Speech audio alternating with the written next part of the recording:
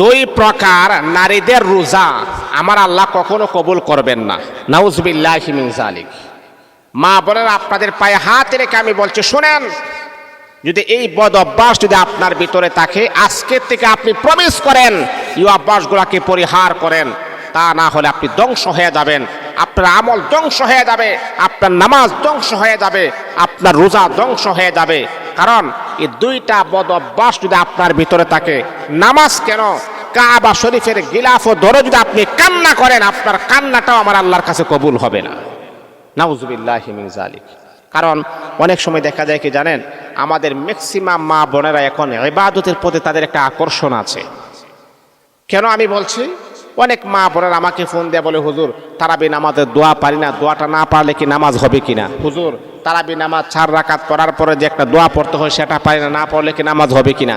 যেহেতু আমাকে এমন এমন প্রশ্ন যেহেতু করে, অবশ্যই অবশ্যই যে সমস্ত মা বোনেরা করে, অবশ্যই তারা নামাজ পড়ে, তারা জানতে চায়, তারা ভালোভাবে ইবাদত করতে চায়, তারা আল্লাহ পাকের প্রেমে হাবুডাবু খাইতে চায়।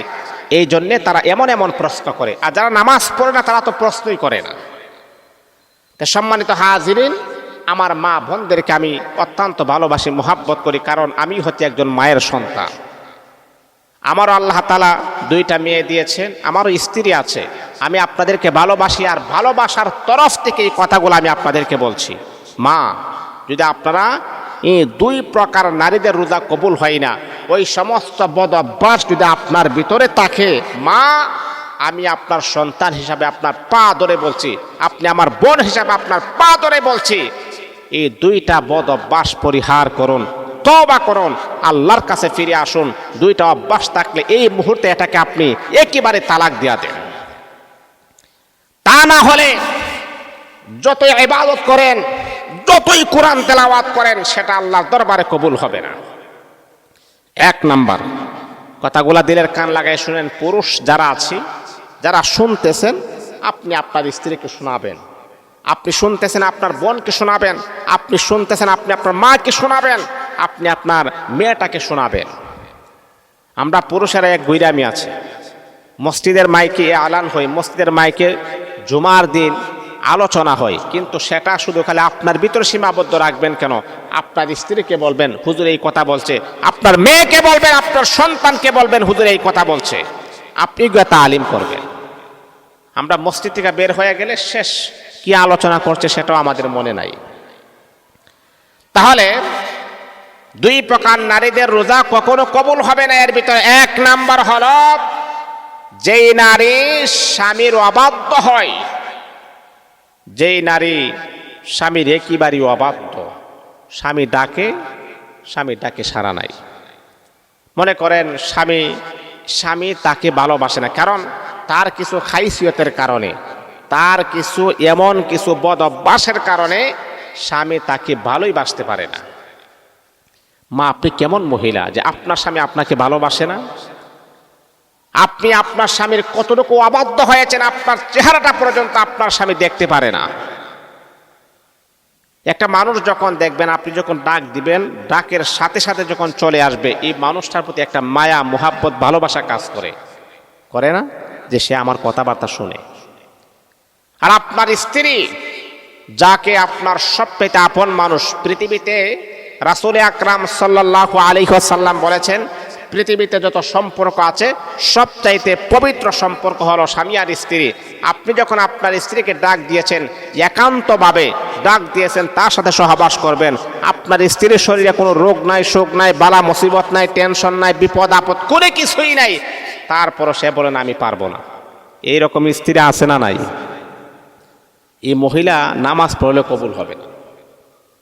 আপনি জানেন, হাদিস জানেন, হাদিস জানেন আপনি মা, আপনি জানেন। আপনি তো মনে করতেছেন ইবাদত করলে কবুল হবে না। স্বামীকে খুশি করা এটা সবচাইতে বড় ইবাদত। কি বলছে আপনি? মনে করেন আপনি হাদিসের ভিতরে আসছে, আপনি রুটি রান্না করতেছেন, রুটি চুলার মাঝে আপনি রুটি দিয়েছেন। এখন রুটি দেখবেন আপনার বেশিক্ষণ সময় লাগে না, রুটি হয়ে যায়, এই পাশ করলে রুটি হয়ে যায় না, 1 মিনিটও লাগে না। এই সময়ে আপনার স্বামী আপনাকে ডাক দিয়েছে। এখন যদি কথাগুলো শোনেন, হাদিসটা শোনেন, এখন এক হচ্ছে চুলার মাঝে রুটি, হ্যাঁ, আর ওই সময় স্বামী ডাক দিতেছেন। এখন যদি আপনি স্বামীর ডাকে সাড়া দেন, রুটি পুড়ে যাবে। আর স্বামীর ডাকে সাড়া না দেন, রুটি সুস্থ থাকবে, স্বামীও খুশি হবে, স্বামী নারাজ হবে। এখন আপনি কি করবেন? এটা হাদিস, আমার নিজের মন গড়া তুতির জুড়ে ফুতির কথা নয়। এখন আপনি কি করবেন, সিদ্ধান্তটা আপনি কি নেবেন? হাদিস প্রমাণ করে সিদ্ধান্ত হচ্ছে রুটি পুড়ে ছাই হয়ে যাক, আমার স্বামীর অন্তরটা যেন না পড়ে, আমার স্বামী যাতে করে কষ্ট না হয়, আমার স্বামীকে খুশি করা এটা আমার ইমানই দায়িত্ব। কিন্তু এই হাদিস কি জানেন আপনি? আপনি কি করেন? এই আসতেছি আসতেছি, থামো আসতেছি, এভাবে বেমাচ্ছ কেন, এভাবে ডাকতেছে কেন? না, এটা করা যাবে না। রাসূল আকরাম সাল্লাল্লাহু আলাইহি ওয়াসাল্লাম বলেন, পৃথিবীর মা বোনেরা শোনো, আল্লাহ পাক রব্বুল আলামিনের হুকুম ছাড়া, আল্লাহ পাক ছাড়া পৃথিবীতে কাউকে সেজদা করা যাবে না। আল্লাহ ছাড়া যদি কাউকে সেজদা করার হুকুম করতেন, তাহলে আমার আল্লাহ সমস্ত নারীদেরকে বলতেন, তোমরা তোমাদের স্বামীর কদমে সেজদা করো। যেহেতু এটা নাজায়েজ, এটা করা যাবে না, তাহলে এর মানে হলো বুঝাচ্ছেন স্বামীর খেদমত, স্বামীর ভালোবাসা কতটুকু গুরুত্ব, সেটা বোঝানোর জন্য আমার রাসূল এই কথাটা বলেছে। এই কথাটা বলেছে। এই জন্যে মা, স্বামী যদি আপনার প্রতি অসন্তুষ্ট থাকে, এ রাত্রে যদি আপনি ঘুমান, আপনার উপর লানত, আপনার উপর অভিশাপ, ফেরেশতা আপনার উপর লানত করে, ফেরেশতা আপনার উপর অভিশাপ করে। আর অভিশপ্ত নারীর রোজা কখনো কবুল হয় না। এটা হলো 1 নাম্বার। 2 নাম্বার হচ্ছে বেপরদা নারীর রোজা কবুল হবে না।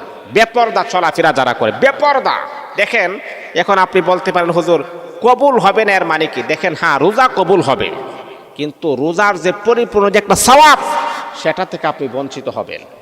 এই যে আপনি দেখেন, আমার গায়ে হচ্ছে পাঞ্জাবি, এখন যদি আমি আর একটা কোটি লাগাই, সুন্দরটাকে আরো প্রকাশ হবে না? এই যে আমার মাথায় টুপি, এখন যদি পাগড়ি লাগাই, সুন্দরটা আরো প্রকাশিত হবে না? আপনার রোজা হয়ে যাবে, কিন্তু রোজার যে একটা সৌন্দর্য, রোজার যে পরিপূর্ণ একটা সওয়াব, সেটা থেকে আপনি বঞ্চিত হবেন।